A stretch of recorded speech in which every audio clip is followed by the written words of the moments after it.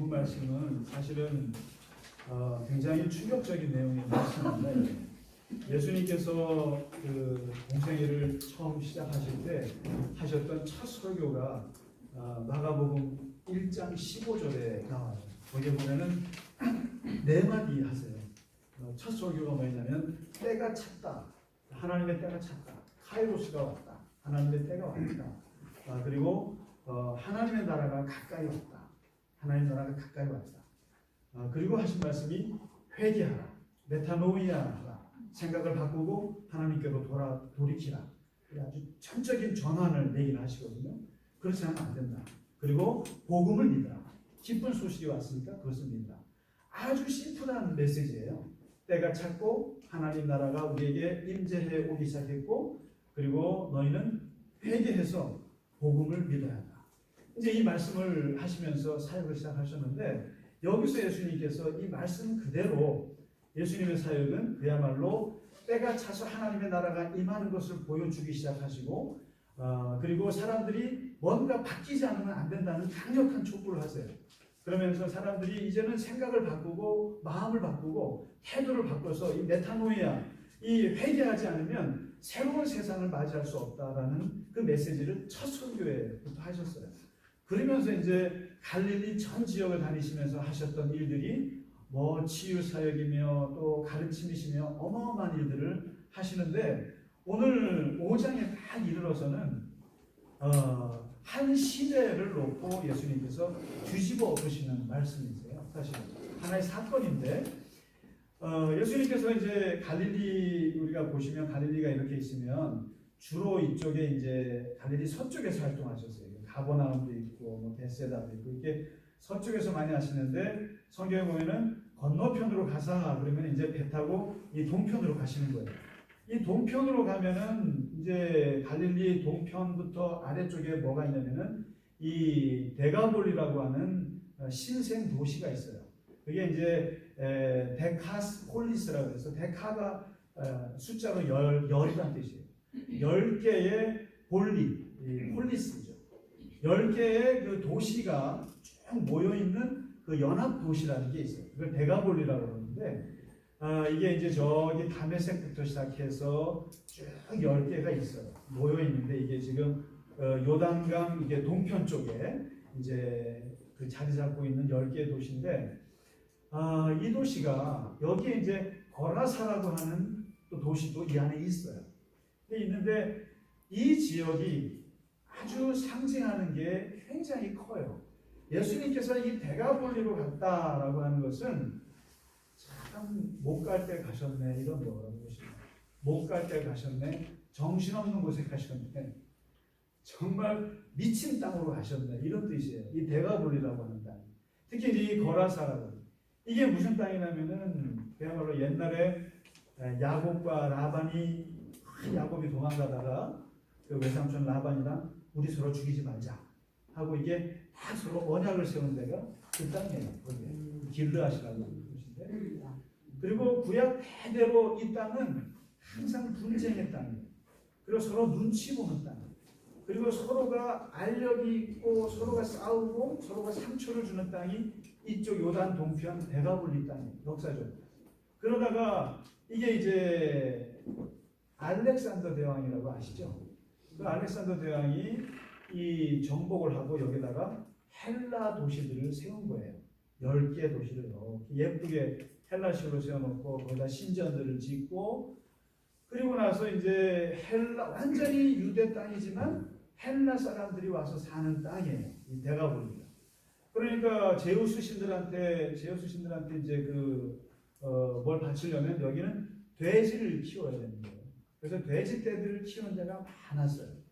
그리고 심지어는 이 땅에 그 안티오코스 4세라고 하는 왕은 완전히 유대인을 몰아내고 거기에다가 그냥 헬라 문화를 심으려고 완전히 그냥 그 돼지 우리를 만들고 예루살렘 성전에다가 돼지를 바치고, 그리고 반항하는 사람들을 몇천 명을 죽이고, 이런 땅이 이 데가볼리 땅이에요. 그 거라사 지역의 땅인데, 그러다가 또 역사는 바뀌어서 이제 로마가 들어오지 않습니까? 로마가 들어와서 여기 여러분 잘 아시는 폼페이 장군이 와서 정복을 했죠. 안토니우스가 왔죠. 클레오파트라가 왔죠. 그리고 이제 우리가 잘 아는 헤롯 대왕이 여기 또 다스렸죠. 그러면서 이 땅은 완전히 유대인들의 땅이지만 헬라 완전히 문화 신전들이 가득한 땅이고, 그 다음에 로마군이 들어와서 완전히 사람들이 어느 편에 붙어야 될지, 안토니우스에게 붙어야 될지, 폼페이에 붙어야 될지, 그 다음에 무슨 알렉산더 대왕의 후계자들이 세계로 갈라졌잖아요. 그 사람들 누구에게 붙어야 할지를 눈치를 보는 땅이 이 데가볼리 땅이에요. 그러다가 예수님이 태어나실 당시에 그때 마침 여기서 반란이 일어나거든요. 갈릴리에서 반란이 일어나는데 이때 이 반란자들을 그냥 로마에서 10분단이 내려와가지고 쳐 죽이는데 2,000명을 십자가형으로 다 죽여버렸어요. 그러니까 예수님이 태어나기 직전에 그런 일이 있었어요. 그러니까 이 데가볼리 지역에서 2,000명이 십자가에서 죽어나가는 역사적인 일이 있었고, 더군다나 이제 오늘 본문을 보시면 이게 군대 귀신이잖아요. 군대 귀신이 등장하는데, 이 마가가 복음서를 쓸 직전에 또 무슨 일이 벌어지냐면은 바로 이 거라사 지역에 로마 군단이 들어와서 베스파시안 장군이 들어와서 청년들 1,000몇 명을 죽여버려요. 거기서 아주 대량 학살이 벌어지는 곳이 이 데가볼리 지역이에요. 왜냐하면 여기가 아주 무역이 아주 중요한 곳이라 돈을 잘 벌어주는 데거든요. 그러다 보니까 이 데가볼리 지역에 예수님이 들어가셨다는 얘기는, 첫째는 여기 들어가면 사람들이 전부 다 로마 사람 눈치 봐야죠, 헬라 사람 눈치 봐야죠, 유대인들 눈치 봐야 되죠. 그 다음에 그리스 신전 있죠, 로마 신전 있죠. 그리고 또 한편에서는 또 우리 하나님 믿어야 되죠. 먹고 살려니까 들어가 살아야 되는데 거기서 헬라 사람들하고 로마 사람들의 압박 속에서 살아야 되죠. 온갖 서로가 상처를 주고 눈치를 주고, 그리고 서로가 엄청난 억압이 있었던 곳이, 그래서 도대체 이 데가볼리 지역을 가면 유대인들은 데가볼리 하면은 아예 그냥 저기는 왜 들어가? 근데 먹고 살기 위해서 할 수 없이 들어가지만 아주 정신사나운 곳이 데가볼리예요. 바로 오늘 여기서 등장하는 이 군대 귀신이 있잖아요. 그래서 너 이름이 뭐냐? 예수님 그러잖아요. 그랬더니 내 이름은 레기온이요. 레기온이 뭡니까? 이게 군단이라는 뜻이에요. 한 군단이 6,000명이에요. 그러니까 한 사람 속에 6,000명의 귀신이 들어갔다, 이런 뜻인 거죠. 뭐 꼭 6,000이 아니더라도 그만큼 이 사람 속에 들어가 있는 이 귀신들이 많다. 이 말은 이 데가볼리 이 지역의 영적인 상태를 아주 상징적으로 드러낸 거예요. 다시 말해서 정신없는 영혼들이 너무 많다는 뜻이에요.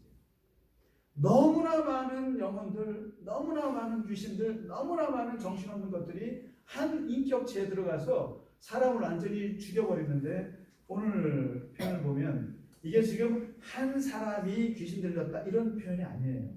이것이 아니라 저는 이것을 그 당시에 데가볼리라고 하는 이 지역의 경제와 정치와 문화와 종교의 심각한 문제를 보여주는 아주 대표적인 사건이에요.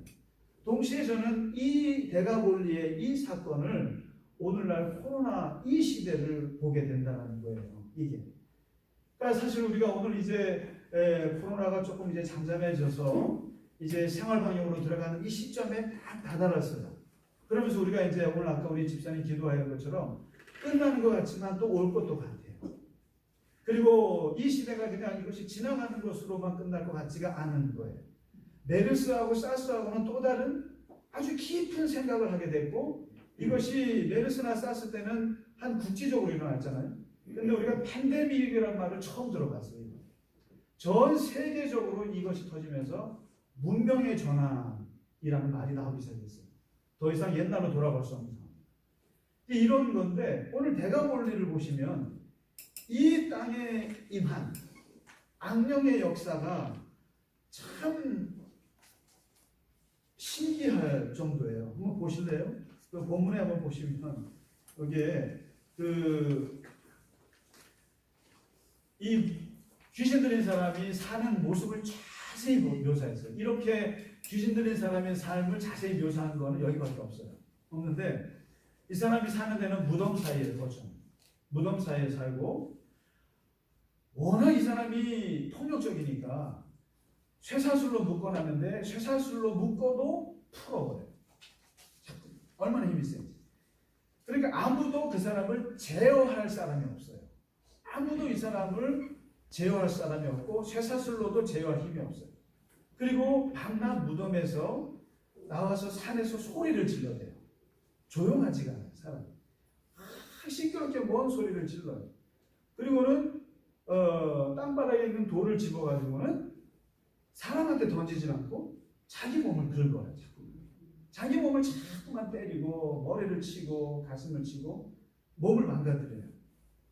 그런데 재밌는 것은 이 사람이 예수님을 알아봐요. 예수님을 알아보면서 정확히 알아봐요. 뭐라고 하냐면 하나님의 아들 예수요. 이렇게. 그 누구도 예수님을 만난 사람들이 주님을 그리스도로 하나님의 아들로 고백한 사람 많지 않아요. 그런데 유일하게 예수님을 하나님의 아들로 정확히 고백한 존재는 귀신밖에 없었어요. 우리는 귀신보다 못한 존재. 귀신은 기가 막히게 예수님을 알아봤습니다. 하나님의 아들 예수요. 그런데 그러면 귀신이 그럼 하나님을 믿느냐? 귀신이 그럼 예수님을 믿느냐? 귀신이 예수님을 안다고 해서 그럼 그가 신앙이 있느냐? 여기서 귀신의 아주 본질이 나와요. 왜냐하면 나와 무슨 상관이 있습니까? 당신이 나와 무슨 상관이 있습니까? 그리고 나를 괴롭히지 마십시오. 이게 귀신의 본질, 본색이에요. 왜냐하면 귀신이라고 하는 것은 하나님을 정확히 알지만 하나님을 거부하는 영이 귀신의 영이에요. 지식적으로는 정확히 알아요. 하나님의 아들이라는 것. 그러나 그를 거부합니다. 관계 맺고 싶지 않아요. 이게 귀신이거든요. 그런데 이제 이 모습을, 이 귀신의 사는 모습, 귀신 들린 사람의 모습을 이렇게 보면서 이게 이 데가볼리를 보여주는 거예요. 지금 마가가 이 데가볼리라고 하는 이 지역이 바로 이 군대 귀신 들린 사람하고 똑같다는 거예요. 뭐냐면 무덤에서 사는 것 같아요. 무덤에서. 이게 우리가 살고 있는 이 공간이 죽음의 공간이라는 거예요. 완전히. 데가볼리는 사는 게 아니라는 거예요. 그냥 한쪽에서는 하나님을 믿는데 한쪽에서는 돼지고기를 잡아서 바쳐야 되고 온갖 타락된 것들이 같이 섞이고 로마의 그 군인들의 그 억압과 사람 살해와 이런 것들이 막 뒤섞여 있는데 이게 과연 살아있는 공간인가? 데가볼리 하면 이거는 죽음의 공간이다. 할 수 없이 내가 먹고 살기 위해서 살지만 사는 게 아니라는 거예요. 그러면서 이 귀신 들린 사람처럼 이 데가볼리라고 하는 것은 죽음의 공간이 됐다는 거예요. 근데 우리가 이번에 코로나를 느끼면서 살아있으나 살아있는 것 같지 않은 거예요. 뭔가 이 온 세계가 무덤 같은 공간이 된 거예요. 나가질 못해요. 서로가 섬이 돼서 고립돼 있어요. 그러면서 그 속에서 굉장한 두려움과 무서움을 경험하는 거예요. 무덤 같은 세계를 온 세계가 동시에 경험한 건 이번이 아마 처음인 것 같아요. 온 세계가 지구라고 하는 땅덩어리가 다 경험하는. 그러니까 산 것 같으나 실상은 죽어가고 있는 이 데가볼리의 현실. 오늘날 이 코로나 앞에서 우리가 무너지고 있는 이 문명, 이 죽음 같은 문명 속에서 살고 있는데 이 문명이 어떤 문명이냐는 거예요. 이게 어떤 현실이냐는 거예요. 그러면서 설명을 해주는데 첫 번째가 3절에 나와 있어요. 3절에 쇠사슬로 묶어도 통제되지 않는 사회. 쇠사슬로 묶어도 통제 불능의 인생. 이게 아무리 묶어도 통제해도 통제되지 않는다. 이번에 사실 이번 주에는 제가 일주일 내내 이 코로나에 대한 이 시대 이후에 포스트 코로나를 우리 교회는 어떻게 살아야 되나 이것만 생각했어요. 그러면서 많은 전문가들의 강의와 그다음에 오랜만에 교본고 같은 사람들 되게 많더라고요. 그래서 책을 사면서 읽고 보고 하면서 그 이태리의 그 파울로 조르다노라고 하는 아주 그 젊은 지성인이 있는데 이분이 급하게 3월 20일 날 책을 냈어요. 이태리가 엄청나게 힘들잖아요. 그 속에서 전염의 시대를 생각한다라고 하는 짧은 책을 썼는데 거기 뭐 쉽게 나와 있어요. 이분이 그래요. 우리가 지금 당하는 고통은 가려져 있던 진실을 슬슬 드러내기 시작한다. 사람이 고통을 받으면 진실이 드러나게 된다. 그러면서 사람은 인생의 우선순위를 매기기 시작한다는 거예요. 뭐가 중요한 건가? 그래서 우리가 코로나 이걸 맞으면서 보이지 않았던 진실이 보이기 시작했다는 거예요. 그리고 인생의 우선순위가 무엇인가를 생각하기 시작했다는 거예요. 그런데 이제 이것도 끝나고 고통도 사라지고 건강이 회복되면 또 이런 깨달음들도 또 증발해버릴 거야. 이제 그러면서 하는 말이, 그러나 이 코로나 팬데믹은 우리의 문명을 엑스레이로 그냥 비추면서 하나 둘씩 그 안에 있던 걸 진실들을 끄집어내기 시작했다라는 거예요. 그래서 이때 우리가 생각하지 않으면, 이때 우리가 뭔가 새롭게 생각하지 않으면 우리는 안 된다. 힘들지만 생각하는 용기를 가져야겠다. 이런 책이에요. 그래서 아주 쉽게 썼는데, 그래서 저도 생각을 해본 거죠. 이번 주 내내 생각을 해본 거예요. 도대체 이게 예배도 못 드리고, 제가 일주일에 6번, 7번 설교를 해야 되고 신방을 해야 되고 그렇게 급하게 살던 목회자였는데 일주일 내내 교인 한 분 만나줍니다. 그냥 아무것도 없이 이렇게 있으면서 많은 생각을 하게 되는 거죠.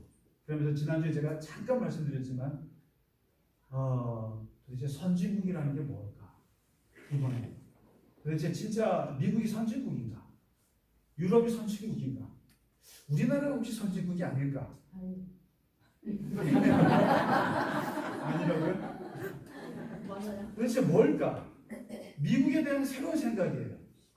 여러분 아세요? 저도 뭐 잠깐 살아봤지만 인구의 반이 3세계에 사는 사람들의 삶을 살아요. 사실 그렇게 우리가 생각하는 것처럼 그렇게 잘 사는 나라가 아니에요. 미국도 다시 봐야 되는 거예요. 우리가 다시 봐야 돼요. 그 다음에 우리나라에 대해서도 다시 한번 생각해 보는 거죠. 세계가 놀랐던 게 다른 게 아니라 뭐 의료 시스템 이런 놀란 게 아니라 봉쇄나 통제를 하지 않았는데 어떻게 저렇게 집을 안 나갈 수 있을까? 이거예요. 대구 사람들에게 외신들이 집중하는 게 그거예요. 분명히 봉쇄령을 내리지 않고 계엄령을 내리지 않았는데도 하나도 집 밖으로 안 나갔잖아요.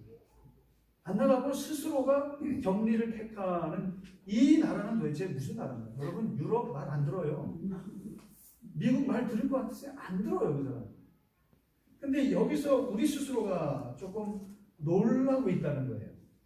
그리고 무엇보다도 이 대가몰리 지역이라고 하는 이 지역에서는 이게 통제되지 않는 거예요. 이게 뭘 말합니까? 우리가 지금 살고 있는 이 경제 방식이 맞나? 이 생각을 하게 됐어요. 저는 사실 이게 뭐 자본주의니 공산주의니 사회주의니 할 때 이게 그냥 뭐 별 생각하고 싶지 않았어요.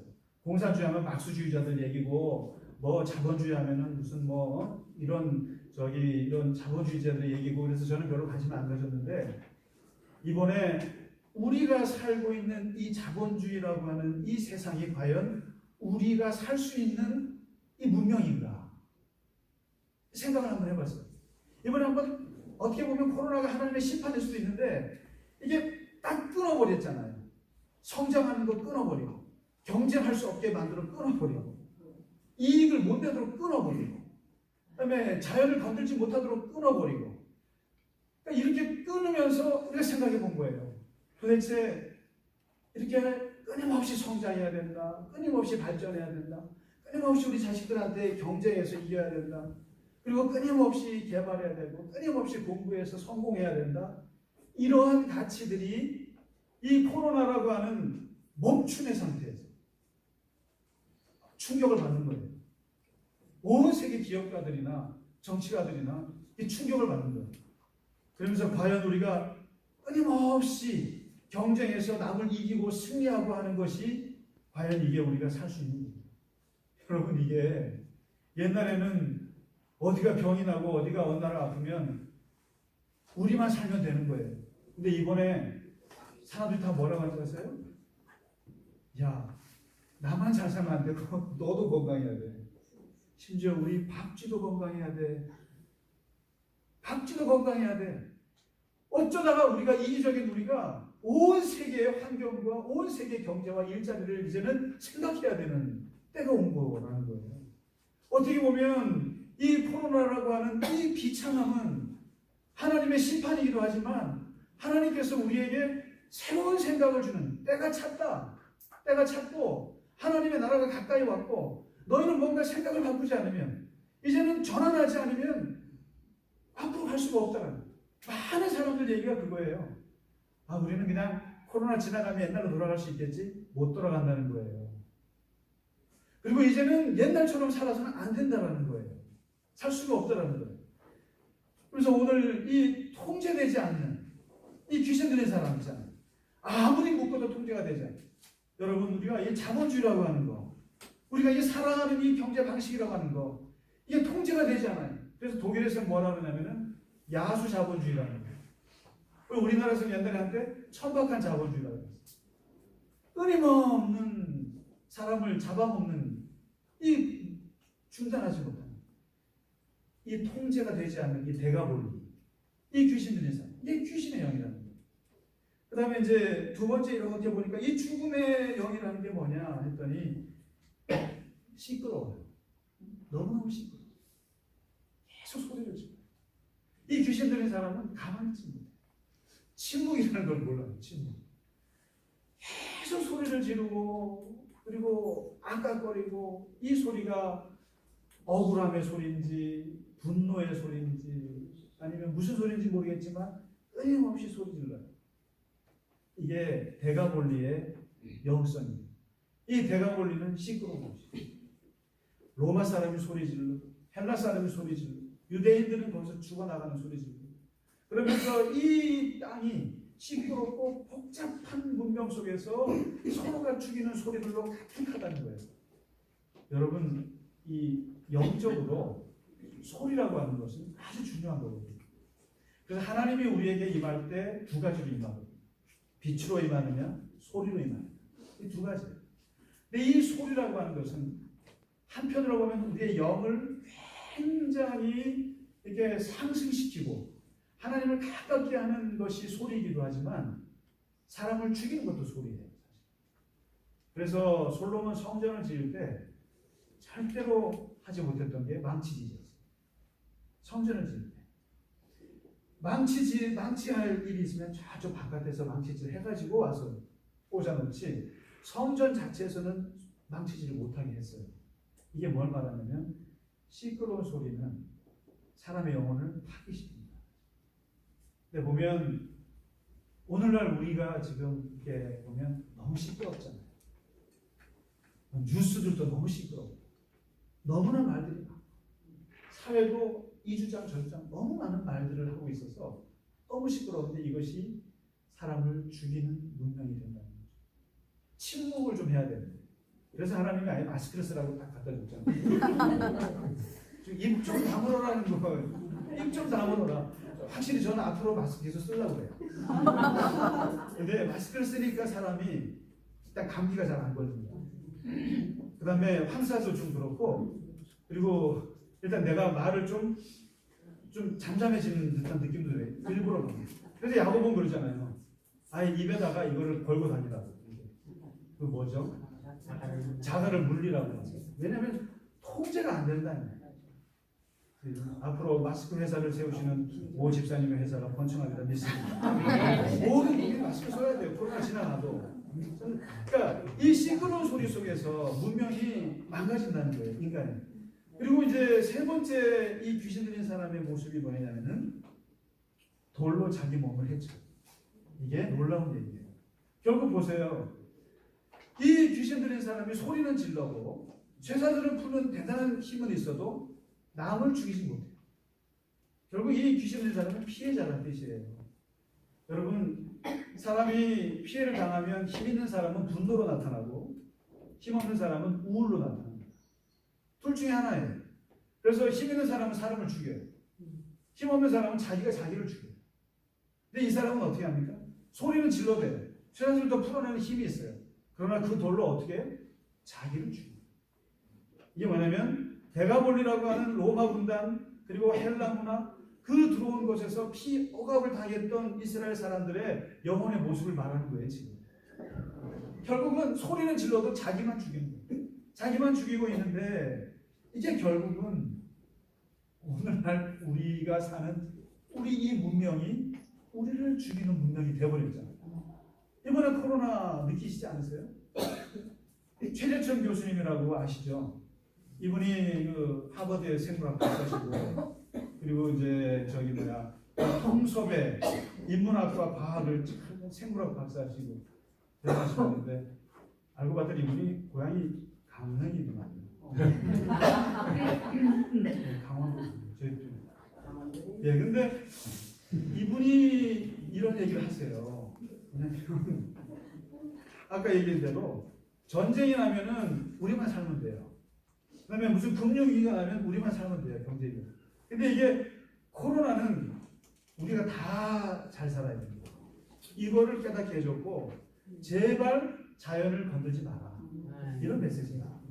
제발 자연을 좀 건들지 마라.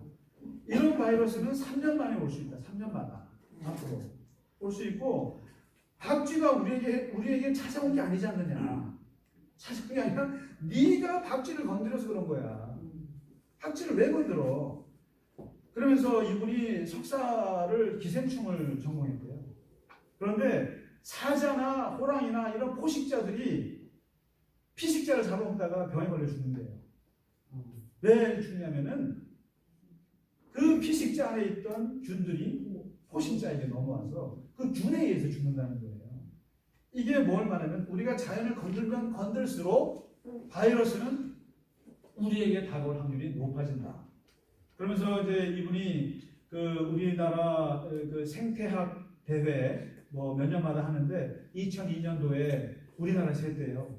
그때 이제 이분이 이제 좌장이니까 이제 뭐 특별한 강사를 초청해 보시오 그랬더니 이분이 박경리 선생님을 초청을 했대요. 그 자리에 토지를 쓰는 박경리 선생님을 초대해서 박경리 선생님이 그 자리에서 이제 어떤 얘기를 하셨는데 아주 박수갈채를 받은 이야기를 하셨대요. 한 줄짜리. 왜냐면 자연은 원금은 그대로 두고 이자만 갖고 살아야 한다. 우리가 자연에 대해서는 원금을 건들면 안 된다. 원금을 건들면 안 되고 이자만 가지고 우리가 살아야 된다. 이게 뭔 말이겠어요? 자연이 주는 그 산소만 받고 살아야 돼. 이게 이자예요. 그리고 자연이 주는 과일 있잖아요. 과일 열매 요것만 따먹으면 되는 거예요. 그런데 꼭 원금을 건든다는 거예요. 나무를 잘라도.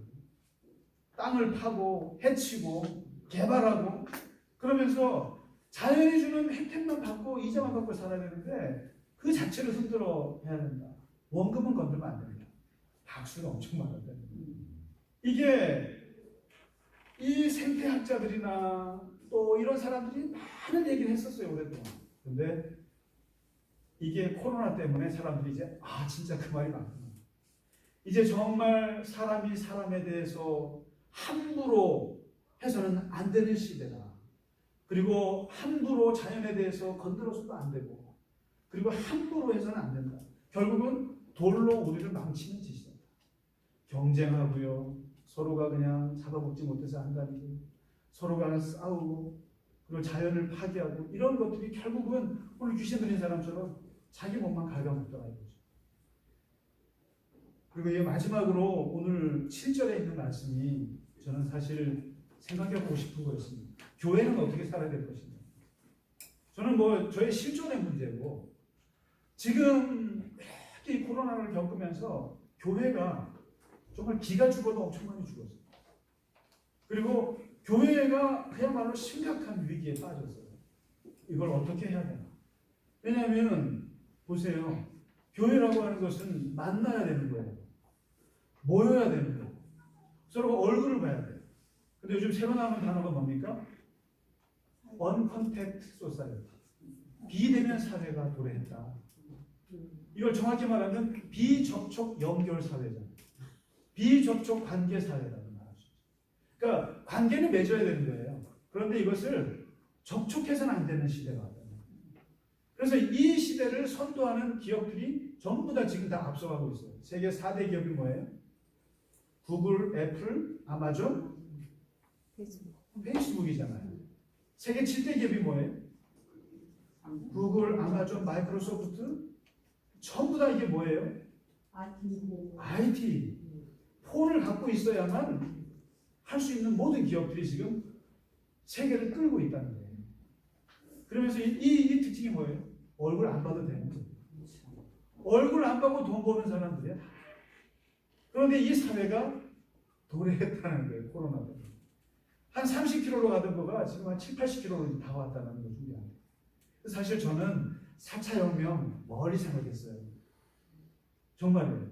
그리고 구글도 먼 얘기로 생각했고 아이폰 잘 몰라요. 그런데 이게 현실로 다가오면서 야 이거 어떻게 해야 되나? 저 같은 기계치는 어떻게 살아야 되나? 그리고 교회는 어떻게 해야 되나? 이런 심각한 이걸 한번 맞아요. 그러면서 오늘 보세요. 7절에 이 귀신의 특징이잖아요. 하나님을 알지만 하나님을 믿지 않는 게 귀신이에요. 근데 보면 어쩌면 이 데가볼리라고 하는 데가 그런 거예요. 하나님을 숭배하고 예배드리고 해요. 그런데 하나님을 믿진 않아요. 속으로. 다 믿는 건 돈 믿어요. 다 권력을 믿어요. 사람을 믿어요. 이게 데가볼리의 영성입니다. 근데 이 영성이 그때만의 영성인가요? 우리 지금의 영성과 똑같다라는 거예요. 하나님을 알아요. 예수님을 알아요. 그러나 예수님 믿지 않아요. 사실 믿는 건 돈을 믿어요. 오히려 다른 걸 믿지. 이게 지금 이 귀신 들린 사람의 모습이라는 거예요. 그리고 어찌 보면 제 자신도 목사로서 30년을 이렇게 살아왔지만 이번같이 충격적인 건 없었어요. 이렇게 모여라 해야 되는 게 목사 일인데 야 이게 능사가 아닌 것 같다. 그 다음에 교회는 성장해야 되는데 성장해야 되고 그래서 교인들 늘리고 헌금들 늘리고 건물도 늘려서 좋은 예배당을 짓고 그 다음에 교육관 짓고 그 다음에 조금 더 돈 있으면 수련원 짓고 실버타운도 짓고 이런 게 교회 성장인 줄 알았는데 아닌 거예요. 그리고 목사가 교회에서 잘 대접받고 그리고 좀 교회가 형편이 좋으면 목사 잘 대접하고 또 뭐 좋은 차 타고 좋은 집 하고 또 뭐 조금만 되면 뭐 저기 교단에 나가서 총회장도 하고 이런 유명세를 타는 이런 목회자상 무너졌어요. 끝났어요. 이런 여러분 저한테 뭐 돈 많이 줄 생각하지 마세요. 모두 얘기하면 안 돼요. 그러니까 목사도 자기의 삶을 살아야 되는 거고 이제는 그런 게 아니에요. 뭐 권위 부리고 목사가 그렇게 할 시대가 아니라는 거예요. 이거를 아주 코로나가 제대로 때렸어요. 교회를 향해서. 여기서 만약에 목사들이 생각을 바꾸지 못하고 메타노이아를 하지 못하면 교회는 여러분 이거 막 순장시켜가지고 여러분 큰 교회 만약에 대학교회에서 여러분 같이 저랑 같이 하실래요? 그런 생각 아예 버렸어야 돼요. 이제는 성장이 중요한 것이 아니라 어떻게 우리가 같이 공존할 것이냐, 어떻게 우리 교인들이 서로가 힘들지 않게 서로가 공존하고 공생하고 같이 사랑하면서 살 것인가. 그러니까 성숙을 얘기해야 되는 거예요. 이제는요. 이제 교회가 경쟁을 얘기해서는 안 돼요. 솔직히 말해서 여러분 열심히 봉사해서 교회 열심히 해갖고 하면은 뭐예요? 맨날 싸움만 하잖아요. 속 다 드러나요. 교인들 다 드러나면서 결국은 자기의 그 나쁜 습성들 다 드러내서 상처만 주는 거예요. 생각 잘 해봐야 되는 거예요. 그래서 진짜 우리가 모임이라는 것도 주일날 정말 하나님 앞에 제대로 한번 쓰고 그리고 우리가 모여서 정말 깊이 사랑하고 같이 밥 먹으면서도 뜨겁게 서로를 좀 하고 그리고 흩어져 있을 때 세상 속에서 정말로 어떻게 하면 거룩하게 살 수 있을까? 어떻게 일상에서 내가 정말 하나님을 만나서 그 안에서 얼마나 하나님과 더불어 살 수 있을까? 그게 더 중요한 거예요. 얼굴 보고 밥 먹고 이렇게 해서 뭘 한다고 해서 할 문제가 아니라는 거예요. 그래서 이번에 코로나는 잠깐 멈춰봐. 하나님이 잠깐 멈춰봐 제발. 그리고 이대로 살 수는 없어. 통제되지가 않습니다. 우리 삶이. 끊임없이 사라지는 죽고 같은 삶을 사니까. 그리고 자기를 해치는 삶을 사니까 어떻게 보면 이 코로나라고 하는 모습으로 우리에게 다가오신 거 아닙니까? 그래서 오늘 예수님 말씀하세요. 더러운 귀신아 그 사람에서 나가라. 이 말은 귀신 보고 나가라는 뜻도 있지만 그 사람에게 이 사람아 그 귀신 같은 데가볼리의 이러한 귀신 같은 영적인 세계에서 나오라는 뜻이에요. 나오라는 뜻이에요. 더 이상 통제되지 않고 더 이상 자기 몸을 해치고 무덤 가운데 같이 살고 그리고 하나님을 알지만 하나님을 믿지 못하는 그런 문명 속에서 더 이상 살지 말고서 나오라는 거예요. 나와서 제발 좀 다시 서라고 하는 거죠. 그래서 마지막 오늘 말씀에 이 사람이 정신 차리고 돌아왔을 때 그러시잖아요. 이것이 바로 주께서 너에게 얼마나 큰 은혜를 베푸셨는가 보여주는 거다. 하나님께서 너를 얼마나 불쌍히 여기셨다는 것을 보여준 증거다. 어찌 보면 이 코로나라고 하는 고통이 우리에게 왔지만 이것은 하나님께서 우리에게 새로운 은혜를 주신 것이다. 하나님 우리를 굉장히 불쌍히 여기셔서 이대로는 살 수 없기에 하나님께서 좀 멈추고 새로운 생각으로 메타노이아 생각을 바꿔서 새로운 시대를 준비하라고 하시라는 하나님의 메시지가 아니겠는가 그렇게 생각합니다. 오늘 말씀 좀 길어서 죄송합니다. 오늘 이 코로나를 우리가 깊이 한번 생각해 보자는 의미에서 하나님께서 우리에게 무엇을 원하시는가, 이 시대를 향해서 무엇을 생각하십니까? 우리는 어떻게 살아야 되는 것인가? 우리 한번 깊이 생각해 보는 시간이 됐으면 좋겠습니다. 아멘.